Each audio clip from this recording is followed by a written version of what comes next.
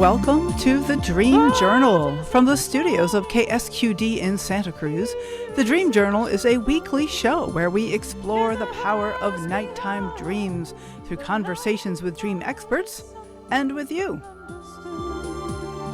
So there's no those vital minutes. Time is keenly found. We are not alone. Water over stone, even if you're bound. Words of Carl Jung, who looks outside dreams, who looks inside awakens.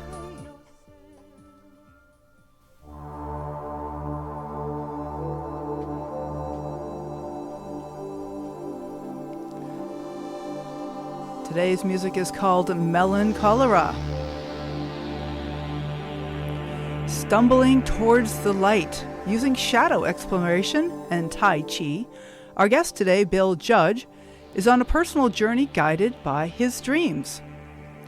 I am your host, Catherine Bell of Experiential Dreamwork, and welcome to the Dream Journal. The Dream Journal is also a weekly podcast. Please subscribe, rate, and review, but most importantly, tell your friends. It's all about getting people to talk about dreams, and that is one way you can do that. We are also on Public Radio Exchange, PRX, so if you subscribe there, look up the Dream Journal, and maybe contact your local community radio station about syndicating us. Wouldn't it be lovely to drive around town listening to the lustrous tones of the Dream Journal? Archives are available everywhere you listen to podcasts. You can also go to ksqd.org/the-dream-journal. So in the interest of, I want to share a dream this morning. So there is a moment that's really spoke to me recently where I have been going to a restaurant every day for a while. This is in the dream.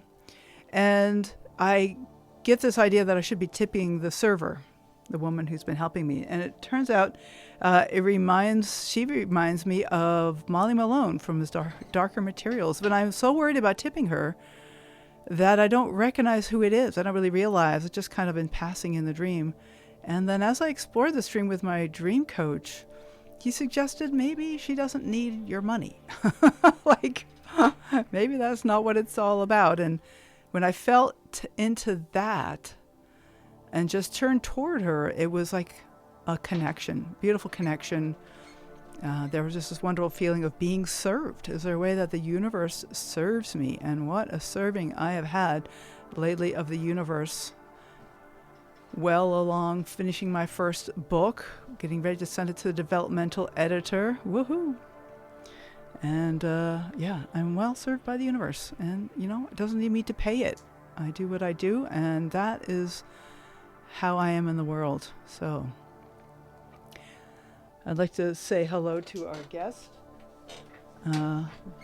Bill Judge. Hello, Bill. Good morning. Good morning. Good to talk to you. So glad to have you on the air. It's my honor to be on your show. Thanks for the invitation. Fabulous. So Bill Judge is recently retired college professor who is shifting from role to soul. The shift has been greatly aided by his dream work.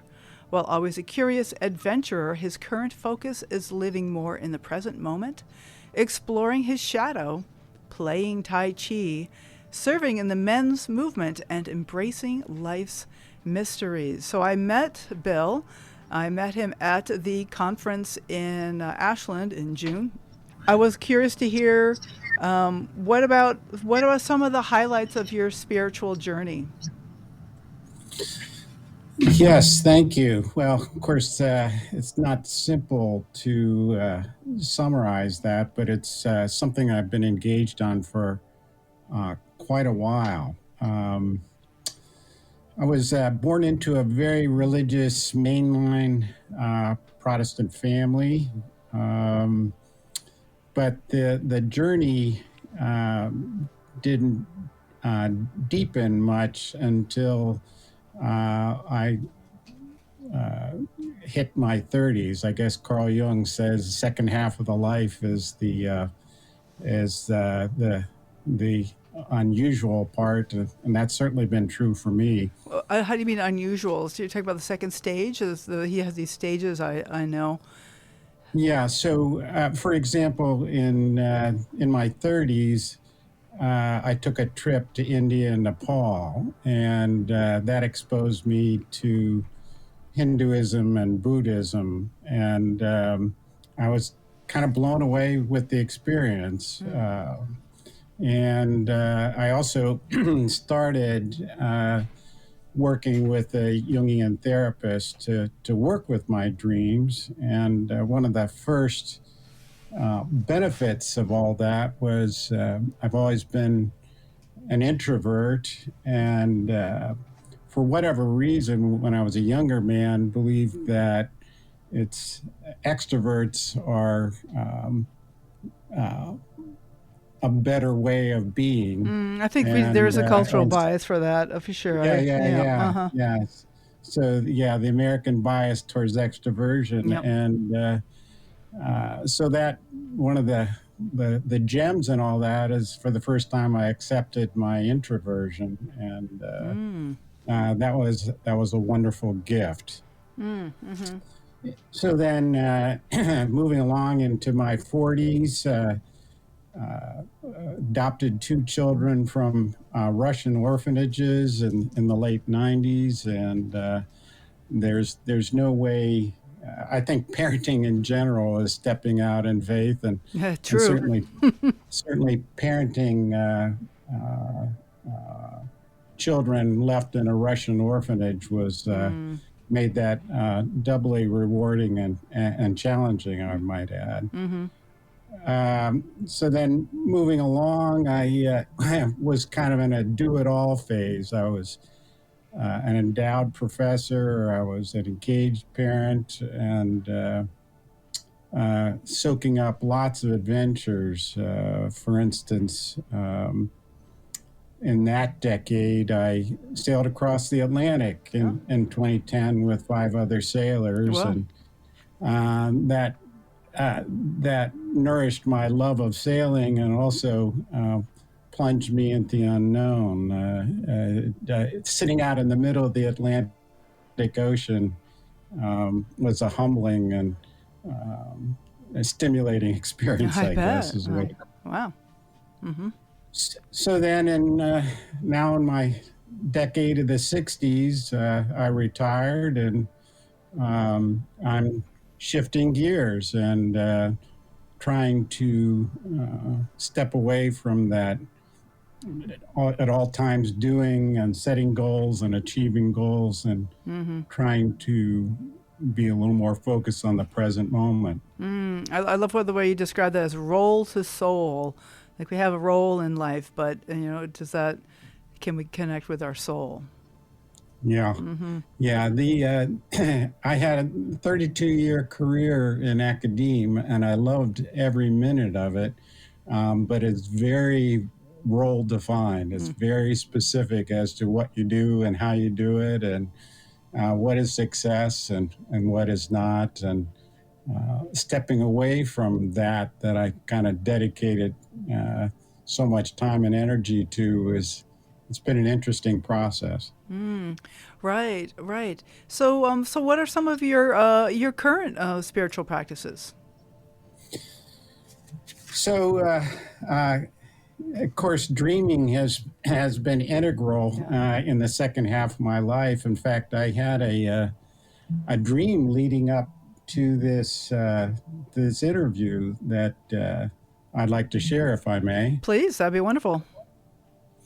So, as I shared with you earlier, I was a little bit nervous and excited at the same time. Leading up to this, I've never done anything like this before. But a couple of nights ago, I had this really interesting dream. I call it mountain joyride. So I imagined in my dream I was standing on a tall mountaintop. There was verdant green all around me, no trees, but lots of bushes and green and life all around me. And I looked down at the mountaintop, which was quite high, and I see this slide, kind of like a water slide that you might see at a water park or whatnot. And I decide to slide down it, and it's quite steep. And so I picked up a lot of speed and it went down into valley and then came up to the next mountain peak. And I went flying in the air. And as I was going through that, I was telling myself, this is fun and it's also dangerous. So that I went down the second mountain top and picked up even more speed, came up, went flying. And at the second mountaintop, a voice where I originated from said, "Wait up, I want to join you." I couldn't see the person, but I could hear them clearly.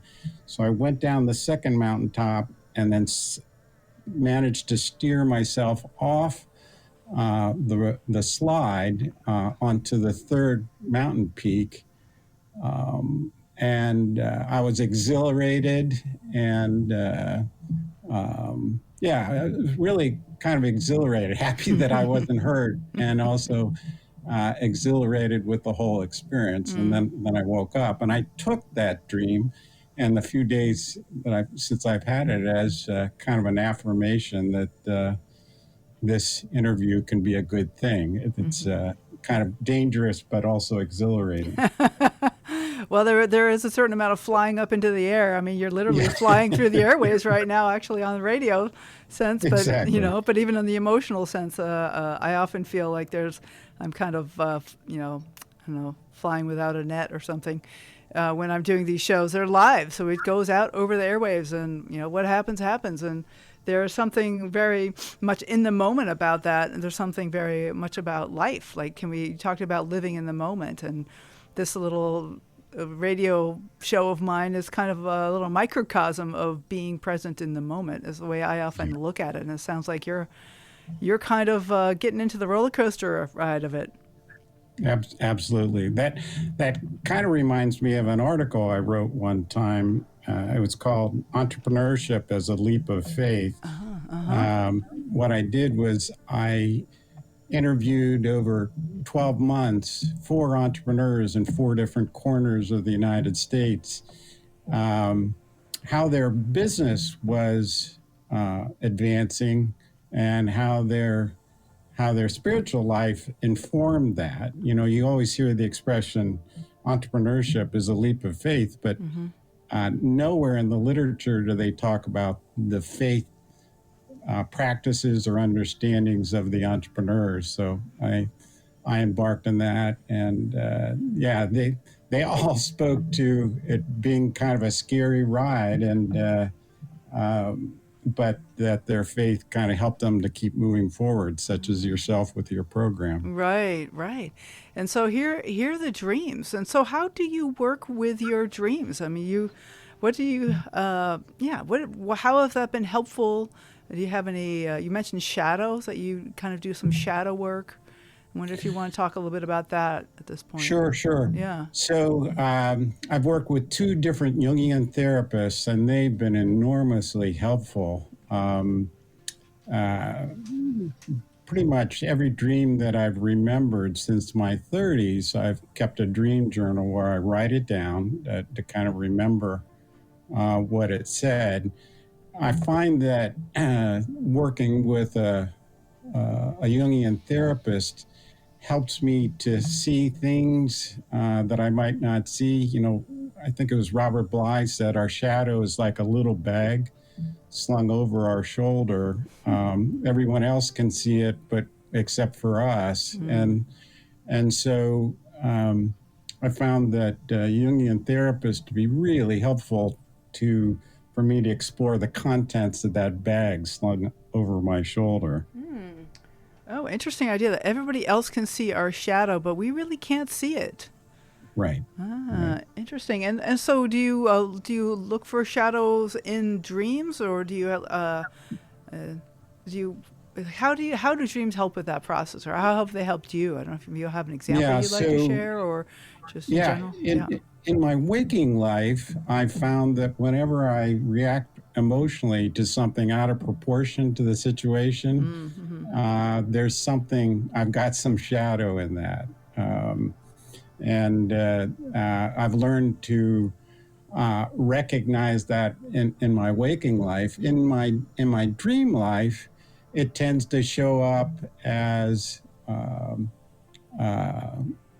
thoughts, feelings, impressions that I'm about to die. Okay. Um, and of course, none of us wants to die. On the other hand, I've come to understand through working with these therapists that what I'm often dreaming about is ego death, and that can be quite threatening to our ego. But I think it's a necessary part of the process. So Right. like a Right. lot of people, I've had dreams where well, you heard a little bit in that opening dream with my mountain joyride. Mm-hmm. It's just going really fast. Is this gonna hurt me? And Mm-hmm. I've learned to not look at dreams about death or being hurt as I don't take them literally. I take them more psychically. Mm-hmm. Right. There we have a kind of a phrase we use in our dream groups sometimes called death in the dream world, and that it's often a sign of transformation. Yes, Yeah. yes, Like yes, you said, ego death.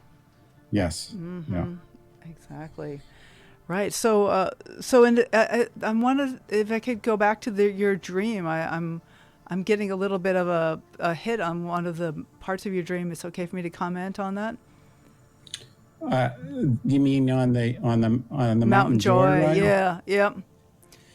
Yeah. Well, um, yeah, so I think that I didn't know where the slide would lead. I didn't know how fast I would go. I didn't know if I would fall off the slide and get injured. I could tell that I was going to go fast.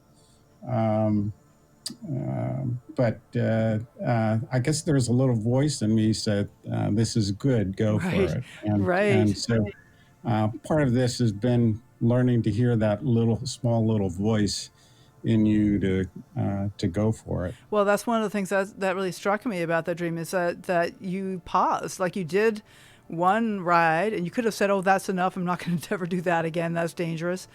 But Hmm. you recognized that you had a choice, and you went and did it again anyway. Yeah, And like if this were yeah, my dream, I would kind of celebrate that. And I love that the title of the dream is Mountain Joy. So there is a lot of joy in here. It could have been Mountain yeah, Fear, but no, yeah. because there's fear there too.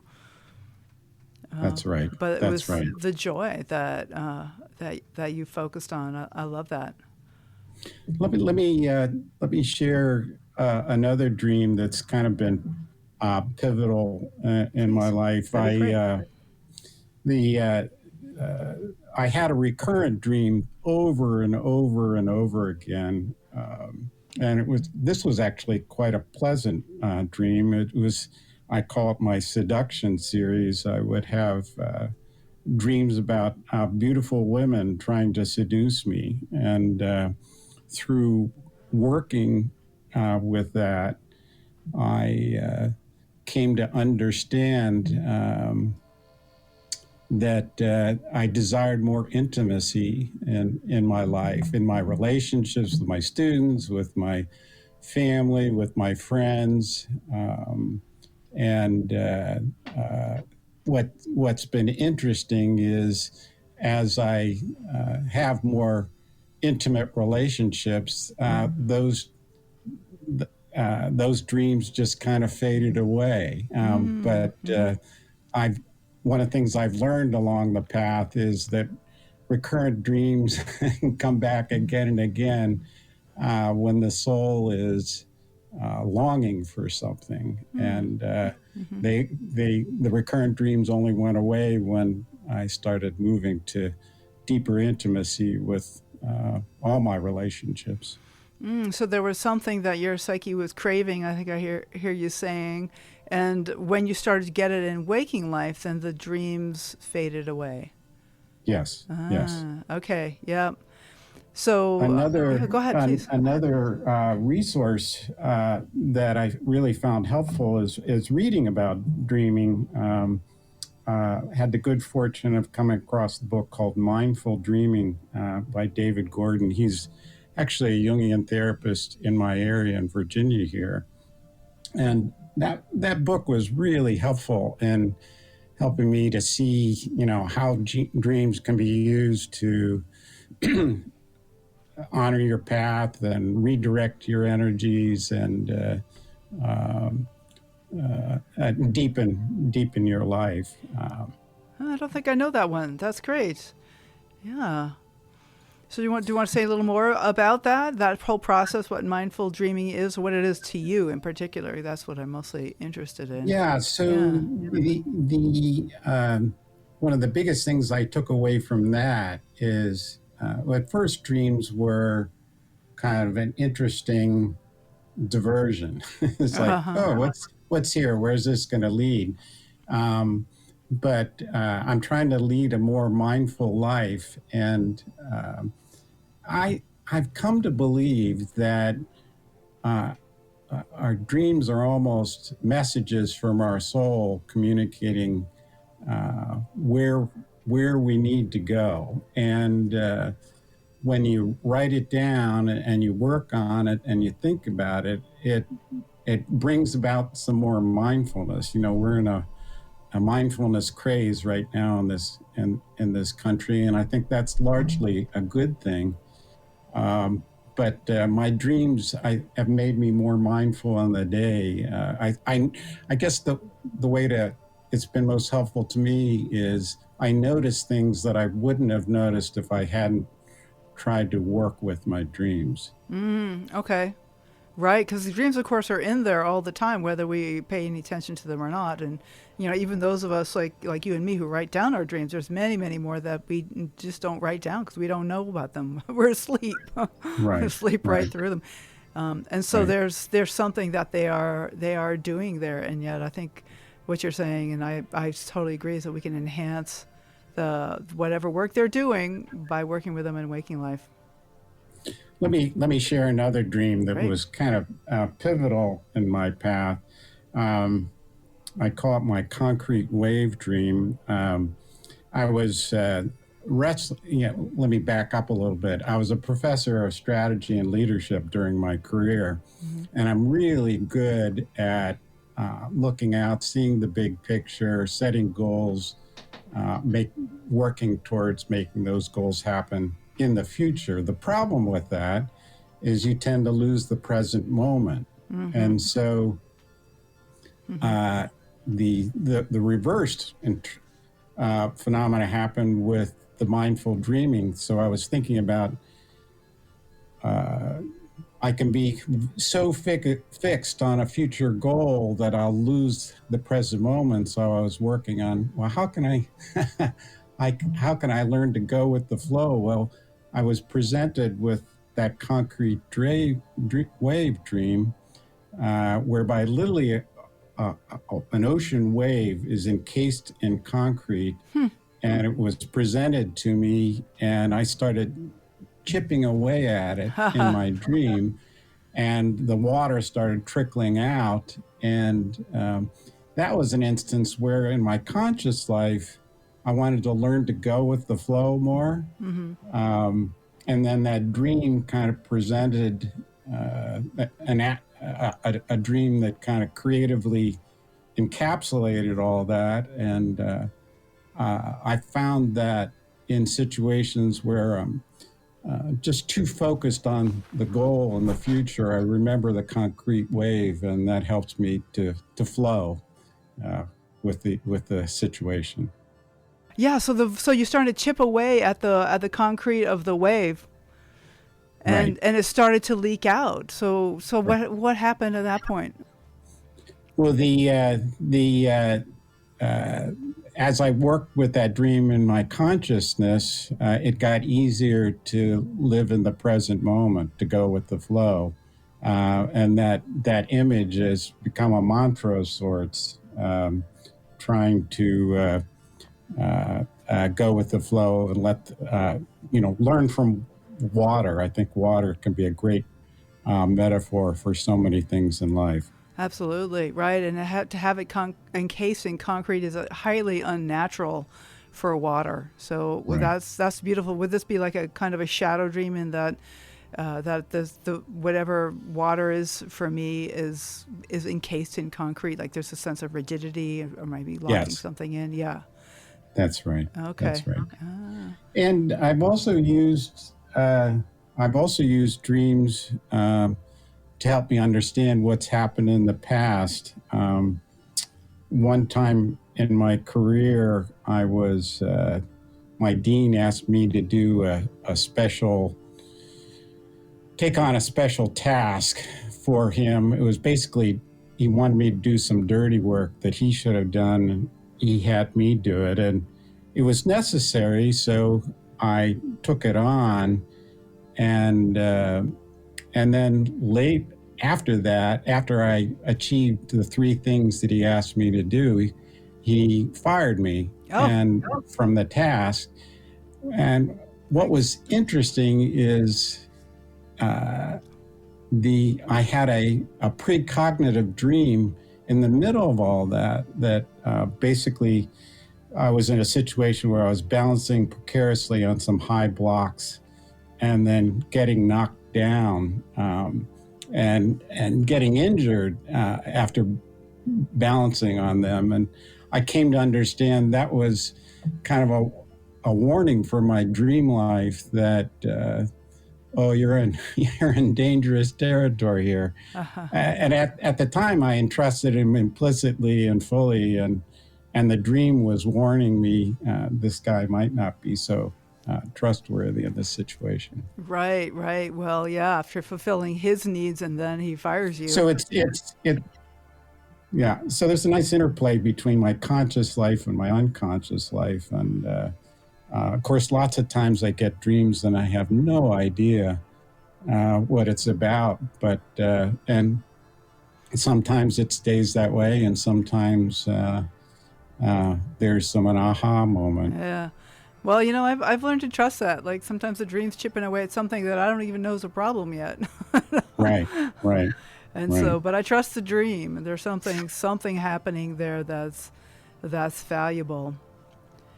So, Bill, this is Bill Judge, and we're talking about your personal journey. We need to take a short break, and we're going to come back and talk about your current aims and your spiritual journey and some of the other kinds of practices that you're involved in. You mentioned Tai Chi and the men's movement, and then also what kind of challenges are coming up for you. Plus, we'll be opening up the phone to callers. So I'm so glad to have you on the show, Bill.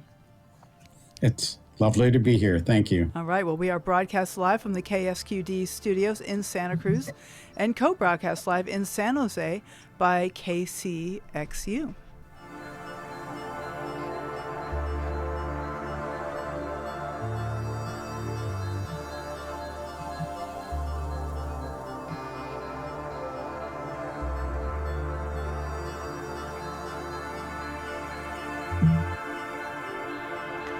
Okay, welcome back to the Dream Journal. Next week, we'll be talking with Judita Harlan about a process called voice dialogue. And if you are a dream professional, or if you aspire to be one, be sure to sign up to present at the IASD conference in 2024. Deadline's coming up in just a few days, December 20, although we'll probably take some late ones, we often do. You can go to asdreams.org for more details about that next conference. Okay, so we are here today with Bill Judge, and we're talking about the personal dream work that you have been going through, your role to soul evolution, something that I've seen you call stumbling toward the light. And I want to ask you a little bit about, what are your current aims in your spiritual journey? Yeah, so I would say in general, two current aims. First, it's an unlearning aim. I've got a lot of conditioning and practices and thoughts about who I am, and I'm trying to unlearn that. As kind of a someone who dedicated his life to the education process, I've learned that the deepest learnings start with unlearning something. Right. For instance, one of the things I'm trying to, after trying to figure out what my feelings were, and then realizing what my feelings were, that was progress. But now what I'm trying to unlearn is unlearn the idea that I am my thoughts and my feelings. I have thoughts and feelings, but they are not who I am. Oh, I appreciate that distinction. Okay, thank you. They are not who I am. They're just something I have. Right. And that's not to say that our thoughts and feelings are insignificant. They're very important. But currently, I'm trying to recognize my thoughts and my feelings, and but not tell myself if I have this thought or if I have this feeling, that tells me who I am. Because things I discover is sometimes my thoughts or my feelings are off from reality. So I use them as kind of pointers to figure out my truth, but not use them as my identity. Well, you mentioned earlier the idea that an overreaction to something is usually an indicator of shadow. So, Yeah. that would be extremely valuable to be able to separate from the thoughts and feelings and notice, I'm having a really big reaction here, which in practice can be difficult. I can see I'm having a really big reaction and still be swept up in it. And getting that distinction is challenging. So that's a good one. So another unlearning lesson is for a lot of my life, I thought that I had to earn love, and I'm trying to unlearn that idea and center it more, and that I'm already loved right now, just the way I am. And that one's a tough one. Absolutely.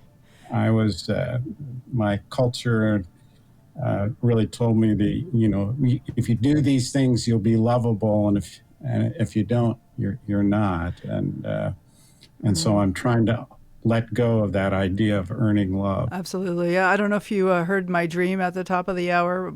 Yes. Yeah. For me, there's something about that in that dream of feeling like I have to pay somebody. I have to have that connection, and it's a tough one, as you say.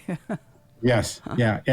I've written a few books in my time, and I don't know if this was your experience, but several times I worked long and hard on the book. And of course, you want it to sell, you want people to read, you want people to benefit from it. But now I'm tending to look at a lot of my writings as like parenting. You kind of nurture a child and release them to the world, and they will have a life of their own. Right. And you have no control over where that all goes. There is something about that. Even the dream journal is a bit like that for me. I kind of show up and I do it, and who knows where it goes. Yeah. Okay. Were your books professional books? The books that you wrote? Yeah. Yeah. In fact, my first book was called The Leader's Shadow.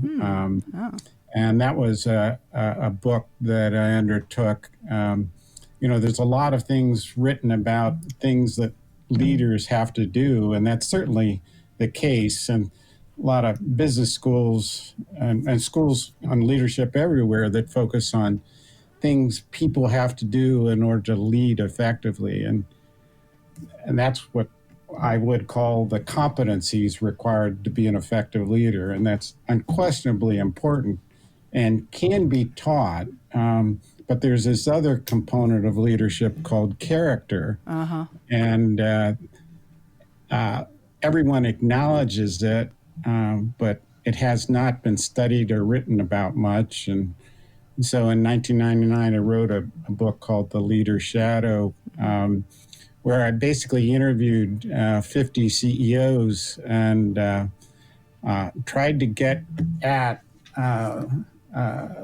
how they came to understand how their their their journey and their character played a role in the whole process of leading. And this came from Fortune 500 CEOs down to small startups. And I put a book together on that, and it's still selling today. It's kind of amazed, even though it's 25 years ago. So you've been interested in this inner work for quite a long time, even as part of your professional life, clearly. Yes. Yeah. Yeah. So I want to say my husband Max is in the studio with me. I think you met him too at the conference, and he has a question for you.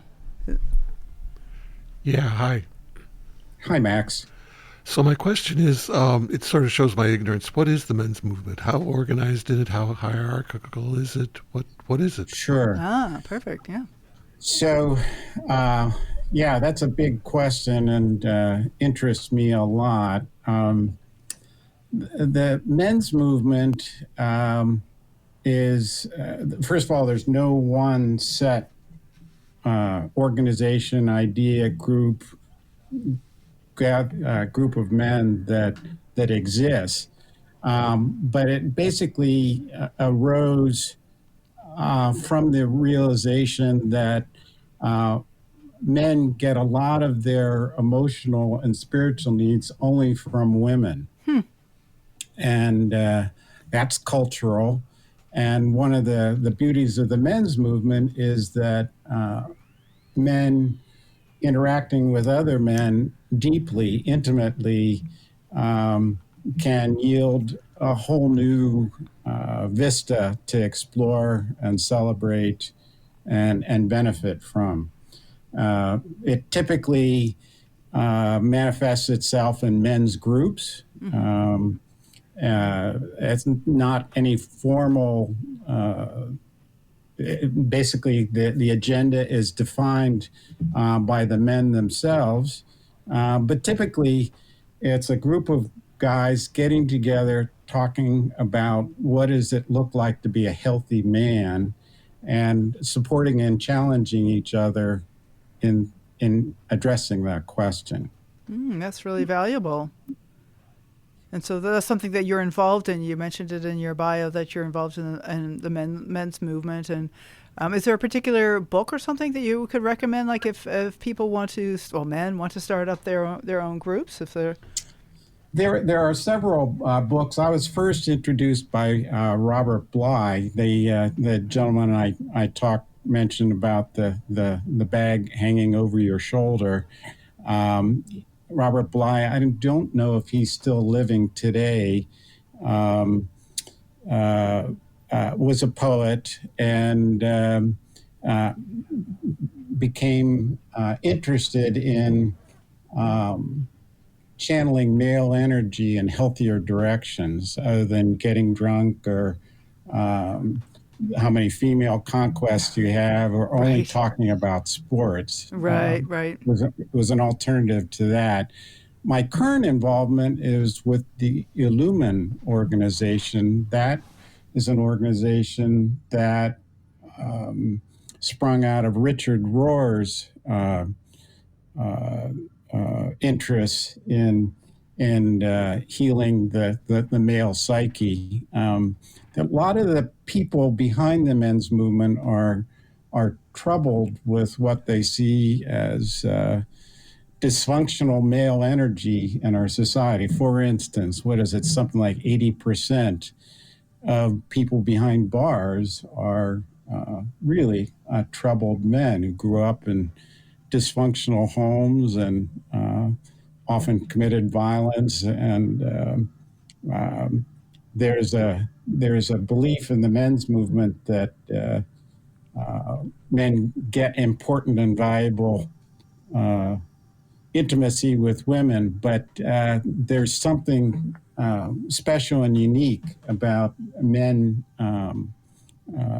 helping other men lead a deeper, healthier life. This is very, very interesting. I really love that, and I think that could be a really valuable, contribution to society as men mentor each other and with the express goal of becoming better men. And really, what does it mean to be a healthy man? Yeah. So and answer your question, Max, I think if you went online and just Googled men's movement or men's groups near me, there probably would be lots of things that would pop up. Yeah, so Max, hopefully that answers your question a little bit. Yes, I've run into some of these groups, and I did not know that it was part of a larger movement when I ran into them, so that's good to hear. Okay. Thanks for your question, Max. Yeah, thank you. Thank you so much, Bill. So I also have an email here now from Charles, and his question here is, have either of you used Jung's active imagination to extend and amplify your dreams? Well, you've done quite a bit of Jungian work, Bill. I wonder if you've had some experience with amplification. Yeah, I have Robert Johnson's book on active imagination, and it has not. Let me back up. My understanding of the idea behind active imagination is perhaps getting some information from a dream, and then in your conscious life, working with that dream. For instance, if there is a character in your dream, bring that character into your consciousness and maybe having a dialogue with that character. Mm-hmm. For me, I have tried that, and it hasn't yielded much. But I know lots of people where it has been beneficial. For me, for whatever reason, talking with another person has been more helpful in me working with my dreams. But I know I have friends and others that have had enormous benefits from active imagination practices. Okay, right. Yeah, exactly. Well, that's something that I want to look into more. That's not having a Jungian training, as many of us do. Thank you so much for your question, Charles. I mean, just the word amplification, making something larger, it feels like bringing into the moment, bringing things, making the feelings larger, making the images larger, and certainly the dialogue with something. That's something that I do find. That I do on a kind of an intuitive level, Bill, that I find that I don't really have words with the characters in my dream so much as I like in the dream at the top of the hour where the server is serving me, giving me food, and that if I turn toward her, that there's just kind of an interchange between us. That's not verbal. There's just sort of sense of feeling rises up in me, and I can sort of see the feeling in her eyes. And so I don't know if that qualifies as a dialogue exactly, but there's an interaction there. Yeah, I would add that it was a wonderful gift that you gave to me and others in our dream group at the dream conference. The whole idea of the embodied dream, that was very new to me. For the listeners out there, Catherine encouraged us not only to recount our dreams, but to stand up and act it out, to put it in your body. And that was really new and fascinating. And that's become part of my own practice. And that's, I think your point was there's a wisdom to the body that we're only beginning to recognize. And I've certainly found that to be true in my own Tai Chi practice, that practiced by myself, and now I'm teaching others in Tai Chi. I'm learning there's there's a certain wisdom to the body that I'm only beginning to tap into. Yeah, I'd like to hear more about your Tai Chi practice. That's something that I've been curious about as I get older, and some of the more vigorous ways of exercising are not as they're more difficult. And Tai Chi is traditionally something that people have used in Eastern cultures for hundreds of years, is my understanding. I wonder if you would like to say a little bit more about Tai Chi, what it means to Yeah, you. so when I was in my doctoral program in Chapel Hill, North Carolina, I was it was a pretty stressful experience going through a doctoral program, and I had heard that Tai Chi could be not only good for the body, but good for the mind. So I checked it out and learned that Tai Chi is originated, it's an ancient martial art originating in China. They're not exactly sure how far back it goes. Sometimes people say the 1800s, some people say the 800s. We're not exactly sure where it originated. But I studied a practice which is essentially like moving meditation. You greatly slow down your motions, and that slowing down of your motion through pre-prepared forms and postures forces you to become much more mindful. And so I was attracted to and enjoyed it in the beginning because it was just calming to me. It would relax me. I would forget about all the work I had to do in the doctoral program and centered me in the present moment. There's some breathing that's associated with it. It's sometimes just described as meditation and motion, and it doesn't require any certain level of fitness. And now there's some amazing studies out of major medical centers just showing how beneficial it is physically, particularly around balance and flexibility. There's just a recent major controlled, rigorous study out of the UK show it can actually delay or eliminate dementia issues. So there's some mental health benefits as well. There's 4 major forms of Tai Chi. I practice the Yang style short form, and it was brought to us from a gentleman who studied in Taiwan and came to the United States, Professor Chen Men Ching. And I actually never met a professor, but I studied under students of his, one of which was Ben Lowe, who had a studio in San Francisco. My particular teacher studied under Ben Lowe, and he had a studio in North Carolina. So this is a practice of the body that then complements the mind, that actually is soothing to the mind as well. Exactly. Yeah. So go ahead. There's the mystical aspect of it is Tai Chi practitioners believe that Chi is an energy that flows along your meridians, and the practice of the Tai Chi form can help you to direct that flow, enhance that flow, and there's the particular form that I do, it takes 8 minutes to do it from start to finish.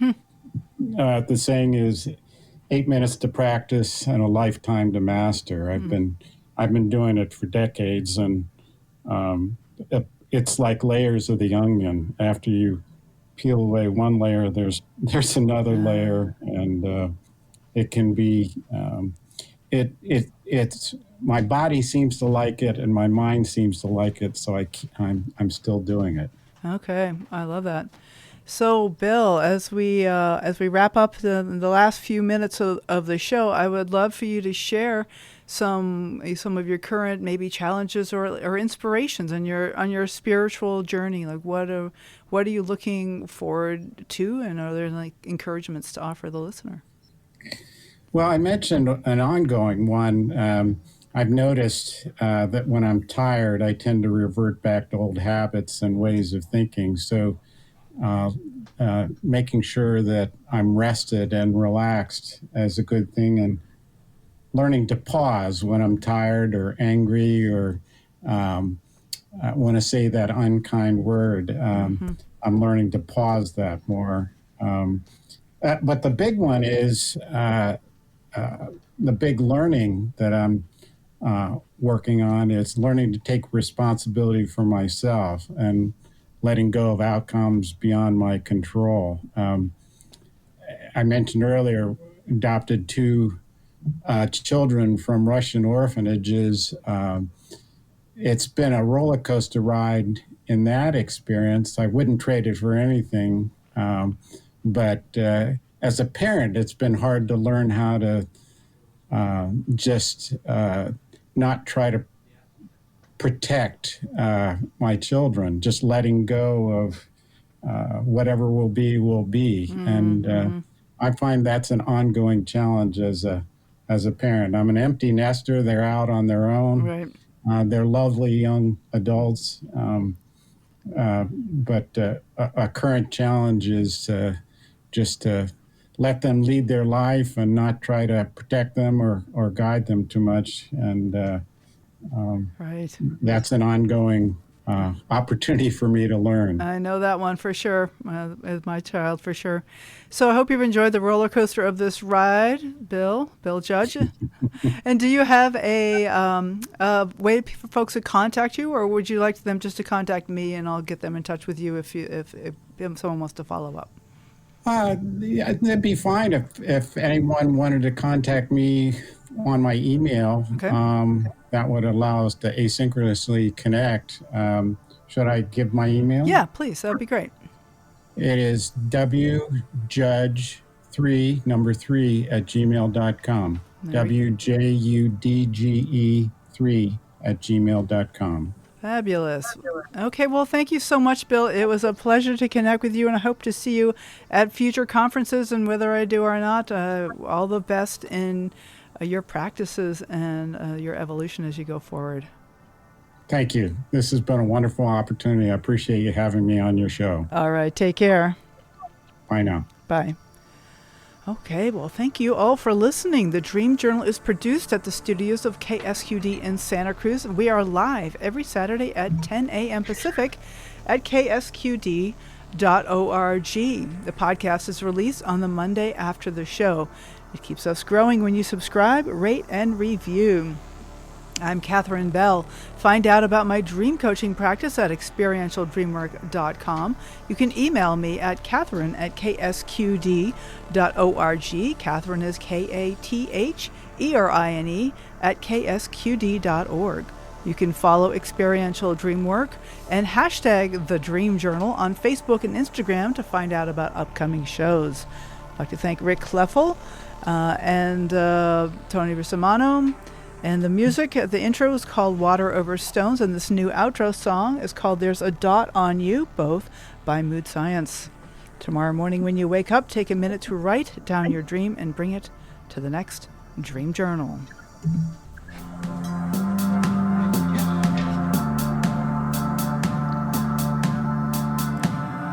You know that you might be the target. Know you're an upscale market. You know they've been tracking you from day one. Beware of the face that's familiar. It might be the face of your killer. Most people are shot by someone they know. There's a dot on you. There's a dot on you. You know that it's true. Care if you're through. There's a dot on you.